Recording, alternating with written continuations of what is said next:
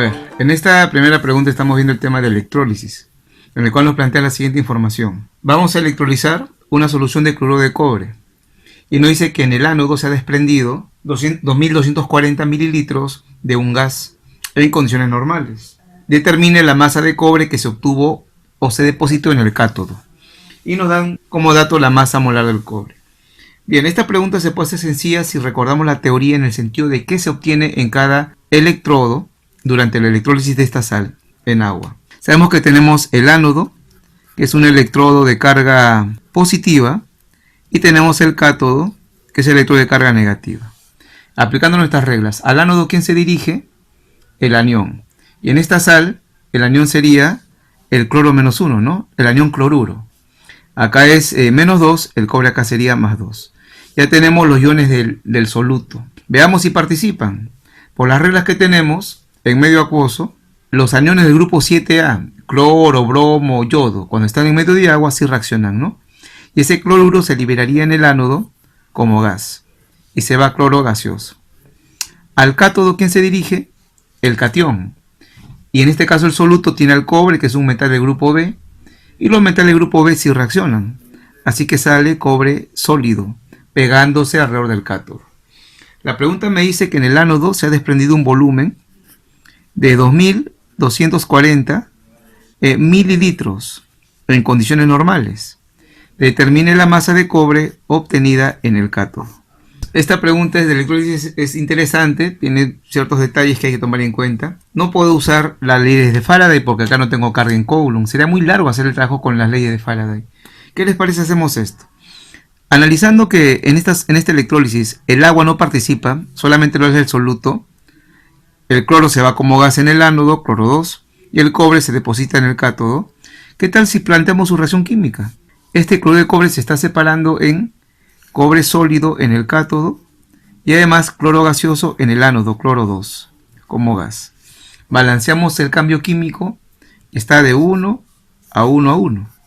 ¿Y qué les parece? Vamos a aplicar la estequiometría entre los productos obtenidos. A ver, 2240 mililitros de cloro equivale en litros a 2,24, ¿verdad? Ahora hacemos esto. Como yo quiero la masa de cobre y tengo el volumen de cloro, aquí hago relación por la estequiometría de 1 a 1. Una mol de cobre sería 63,5 gramos, según la masa molar que tenemos en el dato. Se formaría junto con una mol de cloro, pero una mol de cloro, ¿cuánto es en volumen? A condiciones normales, 22,4 litros. Tengo mi relación, masa de cobre obtenida y volumen de cloro en condiciones normales. Y si ahora tenemos acá 2,24 litros, ¿cuánta masa de cobre se depositó? Y haciendo el cálculo sería solo entre 10 entre 10, 6,35 gramos. Bien, entonces hemos solucionado esta pregunta de electrólisis apelando a la estequiometría por los datos que tenemos. No tenemos aquí, amigos, carga en Coulomb para hacer nuestras fórmulas de Faraday, sino que podemos sacar la ecuación neta con las reglas que sabemos de lo que se obtiene. De 1 a 1 según el proceso y sale ahí la relación. En esta siguiente pregunta nos plantea ahora, cuando un sistema en equilibrio se sujeta a una acción externa, el equilibrio se desplaza en la dirección para disminuir o neutralizar dicha acción. Para la siguiente reacción en equilibrio tenemos aquí el esquema. Este es el principio de Chatelier. Vamos a ver, dice: seleccione la acción o acciones que deben realizarse para que la reacción genere un aumento en el consumo de oxígeno. Entonces nosotros queremos, en estas acciones que nos va a dar el problema, son 4 alternativas, ver cuál de ellas generarían que el oxígeno se consuma. Para saber que el oxígeno se va a consumir, la reacción tendría que desplazarse hacia la derecha, ¿no? Hacia la derecha se generaría que el oxígeno se consuma, disminuya su cantidad como el problema quiere.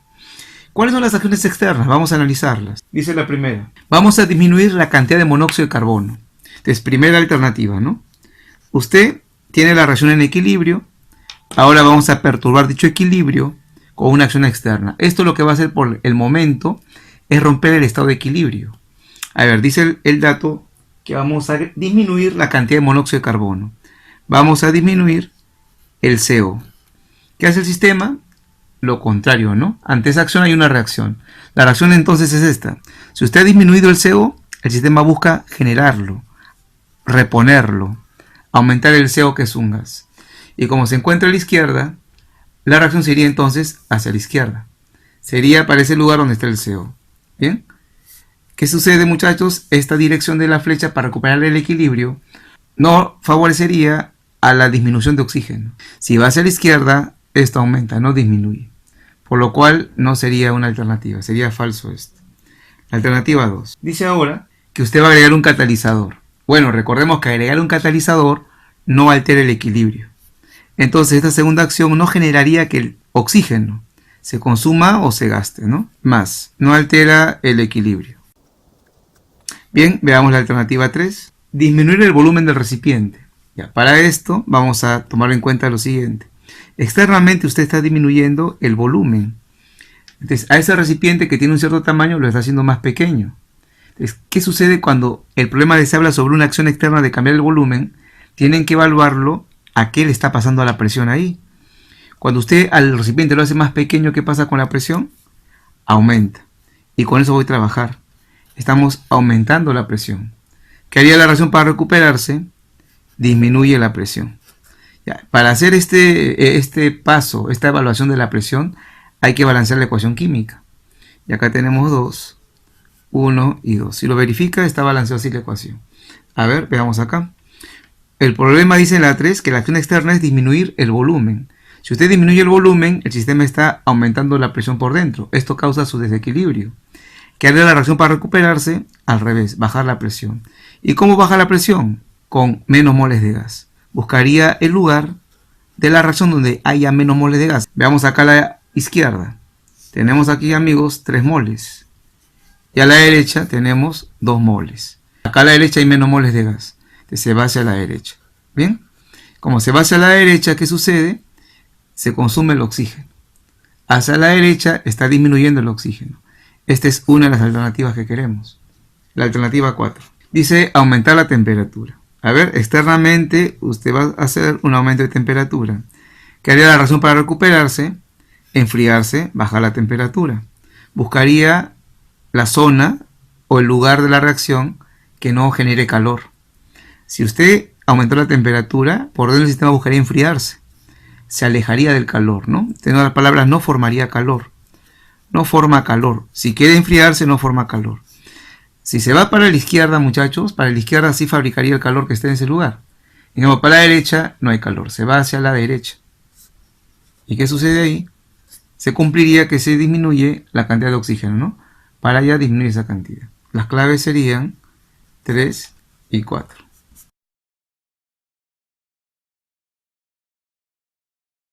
Es una pregunta interesante de reacciones químicas, donde nos dice que los reactantes, que acá los han llamado A2 y B2, dos sustancias desconocidas, para llegar a ser productos tienen que pasar por unos cambios energéticos. Y eso se va a ver en esta gráfica. En este eje de las llamadas ordenadas está la llamada entalpía, simbolizada con la letra H, que se mide en kilojoule. Y aquí en este eje de las abscisas está el avance de la reacción, cómo se está llevando a cabo la reacción. Debemos entender lo siguiente. Los reactivos, antes de combinarse, tienen un contenido energético. Y eso en la gráfica se ve aquí, en la parte que está unida al eje de las ordenadas. Siempre en esa parte de la gráfica están los reactivos, en este caso los dos. Y en forma conjunta tienen una energía, que se llama entalpía de los reactivos, entalpía reactantes, y para este caso es 450 kilojoule. Ahora, ¿qué pasa con ellos? Si se mantienen con esa energía, no se van a combinar. ¿Qué tiene que ocurrir? Tienen que acá romperse los enlaces, para que los átomos libres de cada grupo se organicen de otra manera y formen el producto. Pero ¿cómo se rompen enlaces? Absorbiendo energía. Entonces, en un primer instante, muchachos, estos reactantes tienen que ganar energía. Lo harán, por ejemplo, en forma de calor, electricidad, por acción de la luz, pero van a tener que absorber energía. Esa energía va a ser el tramo que está desde ellos, los reactivos, hasta la parte más alta de la gráfica. Y en este caso de 450 a 800 es 350. Esa energía absorbida para iniciar la reacción, porque permite la ruptura de enlaces, se llama energía de activación. Y cada reacción tiene su propio valor. Para este ejemplo va a ser absorber 350 para iniciar la reacción química. En el punto más alto, muchachos, tenemos el llamado complejo activado. Ahí en el punto más alto tenemos a los átomos ya libres ya. A se ha separado de su otro elemento A, digamos, B también con B, y todo se encuentra suelto. Eso que permite que ellos se reorganicen de otra manera y se comienzan a formar enlaces. Y al formar enlaces, la energía se va perdiendo energía. Recuerde que formar enlaces, nuevas uniones en este caso, es liberar energía hasta que aparece el producto. Y va a ser acá, muchachos, el producto AB. Y esa parte más alejada de las ordenadas de la gráfica, esta parte de acá, se llama la entalpía de los productos, energía de los productos. Ese es el aspecto general de una reacción entonces. Primero se absorbe la llamada energía de activación, es la energía mínima para que esto se active, para que inicie la reacción. En el punto más alto está el complejo activado y luego se bota energía. Bien, acá le han preguntado estas cosas, ¿no? Por ejemplo, ¿cuál es la entalpía de los reactantes? Ahí está. Entalpía del producto, ahí lo tenemos. Bien, va a ser así. ¿Cuál es el calor de reacción o variación de entalpía? Eso se calcula como la entalpía de producto menos entalpía de reactantes. Tenemos acá 125 menos 450. A ver, operemos, muchachos, ¿cuánto sale esto? Y nos sale negativo, menos 325 kilojoule. ¿Qué significa el signo menos? El signo negativo, ¿qué dato tiene aquí? Significa que se está liberando energía. Mire, el proceso está llevando dos cosas a cabo, absorbe y bota, pero ¿qué es lo que ha hecho más? Ha liberado más de lo que ha absorbido. Eso lo indica ese cambio de entalpía. Negativo porque está perdiendo. Esta es una reacción, muchachos, exotérmica, ¿verdad?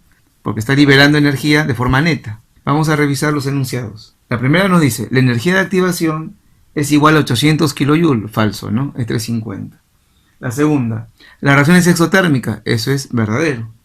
Y tercero, el calor de reacción o cambio de entalpía es menos 325 kJ, eso sería correcto. Entonces sería nuestra alternativa, falso, verdadero, verdadero. Amigos, acá mismo una observación, ¿no? Esta es una reacción exotérmica, la gráfica va a ser así. Si fuera endotérmica, la gráfica tendría una variante, ¿no? Sería más o menos de esta manera. Acá tenemos la entalpía, el avance de la reacción. Si la reacción fuera endotérmica, ¿qué significa endotérmico? Que se absorbe energía, ¿no? Entonces, lo que va a variar son estos lados. Este es un exotérmico, una endotérmica sería así más o menos. Bien, así la curva de esta manera, ¿no? ¿Qué podemos entender de esa gráfica? Que la entalpía del reactante va a ser menor y el producto va a ser mayor. Entonces, ¿qué decimos? Para llegar a la energía de activación tiene esta energía absorbida, se absorbe todo esto y se libera menos, ¿no? Cuando se absorbe más de lo que se libera, ahí va a ser endotérmica. Se va a cumplir que el cambio de entalpía ahí va a ser positivo, ¿no? Ya no va a ser negativo como una exo.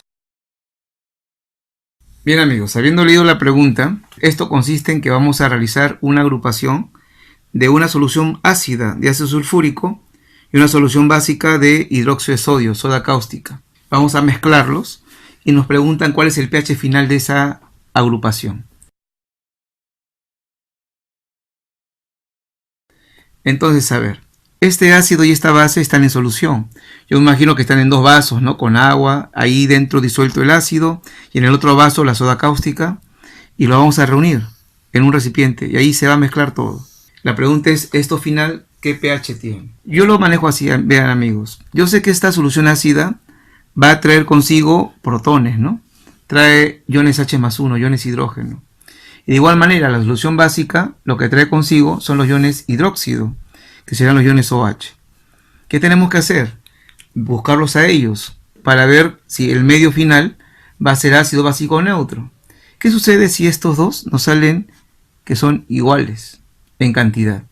Los iones hidrógeno que trae la solución ácida y los iones OH que trae la solución básica son iguales en cantidad, en moles, por ejemplo. ¿Qué va a pasar?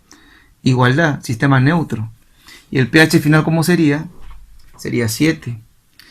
¿Qué pasaría si no ocurre eso? Por ejemplo, que los iones OH que trae la base sean mayores en cantidad que los hidrógenos. Eso sería ahora un medio alcalino, medio básico, pH mayor a 7. De igual forma, si en la mezcla hay más iones hidrógenos que el ácido aportó, que los iones OH, va a ser así mayor, será un medio ahora ácido, pH menor a 7. Entonces yo voy a ir a la búsqueda de los iones de esta manera. Como de cada solución tengo volumen y molaridad, lo que puedo hacer de inmediato es hallar las moles de la solución del ácido, las moles del ácido, del soluto, del ácido sulfúrico. ¿Cómo? Multiplicando molaridad por volumen. 0,5 por 40 mililitros. ¿Cuánto nos sale eso? Nos sale 20. Ahora, como el volumen se encuentra en mililitros, no está en litros, esto se llama milimoles. Tengo aquí 20 milimoles de ácido sulfúrico. Ahora, de igual forma, voy por acá para la base y voy a hallar sus moles. Molaridad por volumen. ¿Cuándo nos sale esto? Nos sale 30 milimoles. Ya está. Recalco entonces, yo lo que hago ahorita como paso 1 es hallar la mole del soluto ácido multiplicando molaridad por volumen y acá del soluto básico. Igual. Ahora vamos a los iones porque lo que tenemos acá son las moles de toda la sustancia ácida y básica. ¿Cuándo serán las moles? Solo de hidrógenos. Ahí multiplicamos. 20 que es la moles del ácido. 20 por la cantidad de protones que hay dentro, 2. Sería 40 milimoles de iones hidrógeno. 20 por 2, 40. ¿Cuántas moles de OH tenemos en estas moles de la base? 30 por 1 OH que hay dentro, 30 milimoles de iones OH. Con esto ya podemos sacar una conclusión, que se plantea, muchachos, que hay más hidrógenos que OHs, por lo cual este sistema final va a ser ácido. Muy bien, ya tenemos que va a ser ácido. ¿Y cómo hallo el pH final? Lo que pasa es que al final, entendemos esto, a ver, estos 30 milimoles de OHs van a cancelarse con 30 de acá. Y yo al final tengo que quedarme con el exceso, con lo que está quedando sin reaccionar. Entonces, 30 de acá con 30 de acá. Tendría que restar solamente los iones para ver con quién voy a trabajar. Las moles de hidrógeno más 1 que nos queda al final de esta agrupación, que es una neutralización ácido-base, acá hay una reacción química, es la diferencia. Será 10 milimoles de los iones hidrógeno. Ahora, ¿qué más? Para hallar el pH yo necesito concentración, requiere el volumen final. Y el volumen final es la suma de los volúmenes que está agrupado. Sería 100 mililitros. Y amigos, para esta parte final voy a hallar su llamada concentración.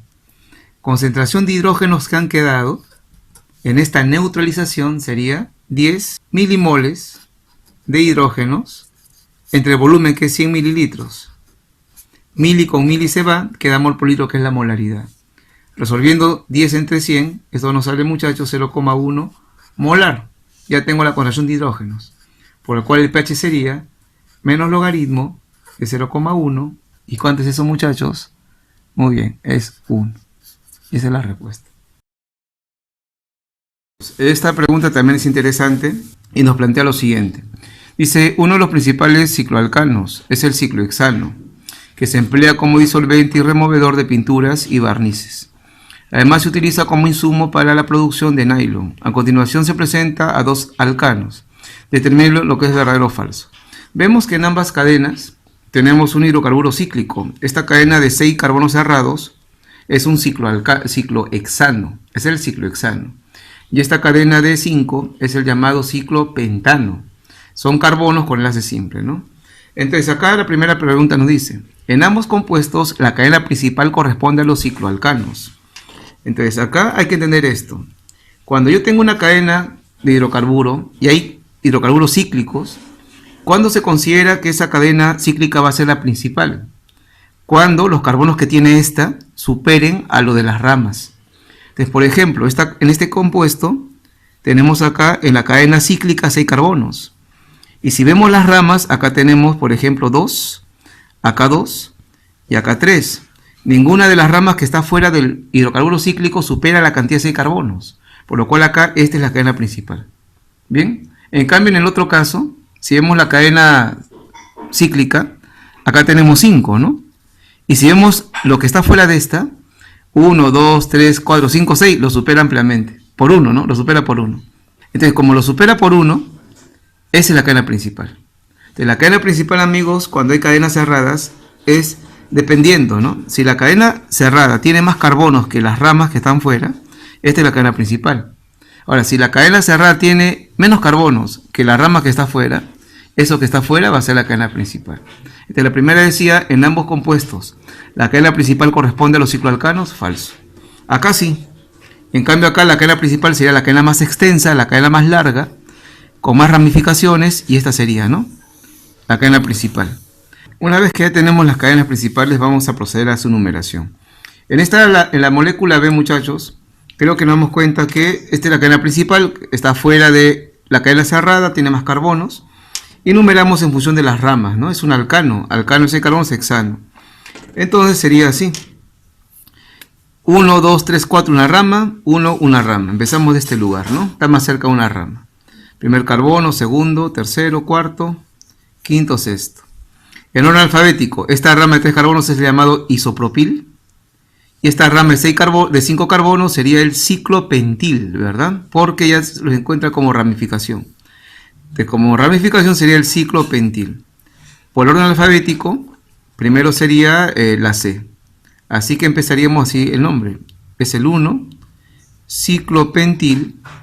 Luego vendría ya el isopropil, que sale de 3. 3 isopropil. Y finalmente la cadena del alcano de 6, que sería el hexano. Y ahí tenemos ese nombre. A ver por acá. En esta cadena cerrada tendríamos que numerar de forma adecuada para buscar en las ramas la menor numeración. Si empezamos por aquí, esta es una rama llamada isopropil. Este es un etil, este es un etil. Tenemos que empezar a numerar esta cadena cíclica por el carbono que dé menos numeración a las ramificaciones. Por ejemplo, vamos a empezar de uno de estos carbonos. Si empezaríamos de acá, 1 para él, 2, 3, 4 para los dos de acá, ¿no? Entonces la rama serían 1, 4, 4. 1, 2, 3, 4. 1, 4, 4. Pero si empezamos de este lugar, sería 1, 1. ¿Está bien? 1, 1, 4. Y ahí tenemos menor numeración. Entonces vamos a hacerlo así. Si empezaríamos de acá, sería 1, 2, 3, 4. Tendríamos a las ramas en posiciones 1 para este de aquí, 4 y 4. Así serían nuestras ramas, ¿no?, en estas ubicaciones. Pero siempre se busca la menor numeración para las ramificaciones. Y si empezamos solo de acá, sería entonces 1, 2, 3 y 4. Y las ramas estarían en 1, 1, 4. Viendo la numeración, acá tenemos menor números. Acá tenemos más. Entonces la numeración es de color naranja. Sería para arriba 5, 6. Y se llamaría así, muchachos: etil, etil, isopropil, primero va la E, ¿no? 1,1 dietil. Luego viene el 4 isopropil. Y finalmente la cadena cerrada, que es el alcano cíclico de 6, el ciclo hexano. Así vendría a ser. A ver, veamos las claves. Dice la primera alternativa del problema: en ambos compuestos la cadena principal corresponde a los cicloalcanos. Falso, ¿no? En la primera sí, en la segunda no. La primera está mal. El nombre de A es 1,1 dietil, 4 isopropil, ciclohexano, es verdadero. La 2 estaría correcta. Y la 3 nos dice: el nombre de B es 1 ciclopentil, 3 isopropil hexano, sería verdadero. La clave sería, muchachos, la C.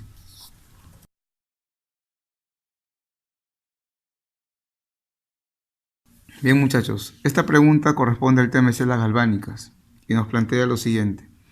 En una celda electroquímica se produce la siguiente reacción, y acá tenemos la reacción química del proceso.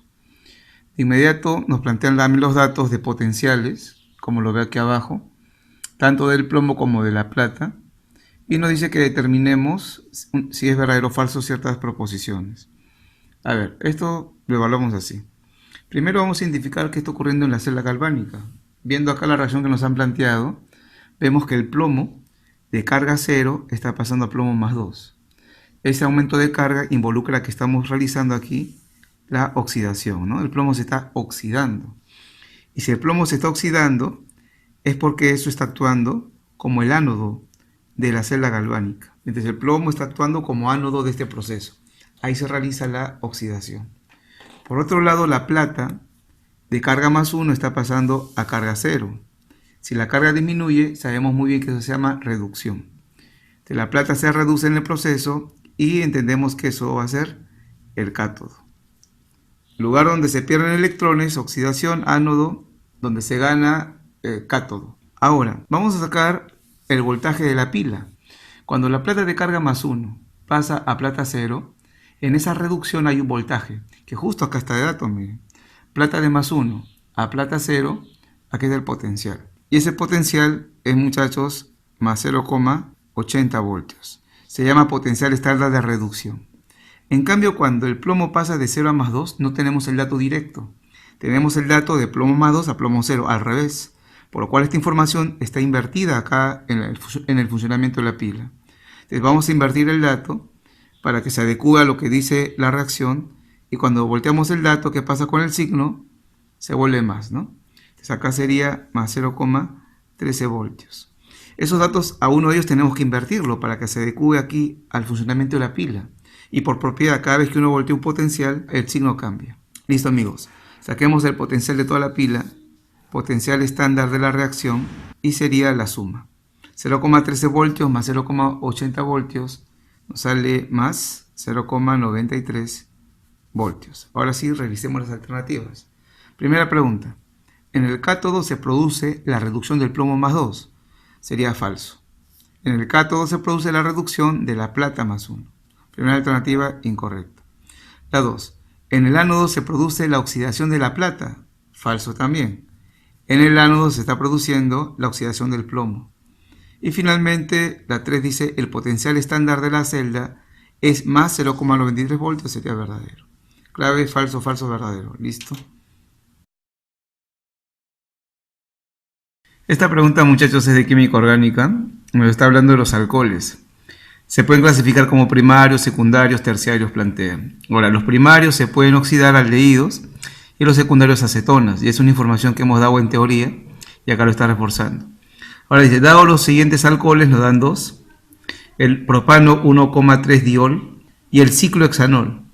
Indique con respecto a ello la secuencia de verdadero o falso para las siguientes proposiciones. Primera pregunta, el propano 1,3 diol, este de aquí, es primario y secundario a la vez. Bueno, el tipo de alcohol es por el carbono que se une al OH. Si acá observamos este carbono que se enlaza al OH, es un carbono que se enlaza a un carbono nada más directamente. Por lo cual este carbono de aquí, muchachos, es un carbono primario. Este de acá es un carbono primario. Y si un carbono primario está enlazando al OH, por esta parte esto sería un alcohol primario. Vamos al otro lado. De igual manera, este carbono que enlaza al OH es un carbono que se enlaza a un carbono más. Este es un carbono primario.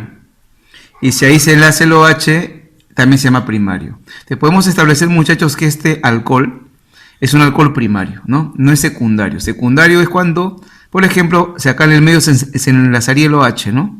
Si acá se une el OH, sería un alcohol secundario, porque este carbono se enlaza a dos más, ¿no? Carbono secundario. Esto es falso, la primera está mal. Él es un alcohol primario. La segunda alternativa nos dice, el ciclohexanol, ya el alcohol que está a la derecha del punto B, se oxida para formar una acetona cíclica. Veamos, recordemos esto. Si vemos este carbono, acá hay un carbono, ¿verdad? Este carbono se está enlazando a dos carbonos más. Este es un carbono secundario y está recibiendo al OH. Si este carbono secundario recibe al OH, esto se va a llamar un alcohol, muchachos, secundario. Y si recordamos, cuando un alcohol secundario se oxida, nos tiene que dar una acetona. Ya, ¿cómo era la forma? La cadena no va a cambiar. La cadena no va a cambiar. Sería así la estructura de la acetona. Pero ese lugar donde estaba el OH, en ese carbono ya no va a estar el OH. Ahora va a aparecer el grupo CO, ¿no? El grupo de las cetonas. Esto se llamaría, si le damos una denominación, muchachos, la ciclohexanona, ¿no? Se llamaría así. Bien, te nos dice la alternativa 2. El ciclohexanol se oxida para formar una acetona cíclica. Esa alternativa 2 sería verdad. Y la última. El ciclohexanol, esta molécula, es denominado también fenol. ¿Qué dice usted? No, si estaba en el ciclo repaso, sabe que el fenol es el benceno con OH, ¿no? Esto es un cicloalcano, por lo cual la alternativa 3 también sería falso. Clave, falso, verdadero, falso, y ya te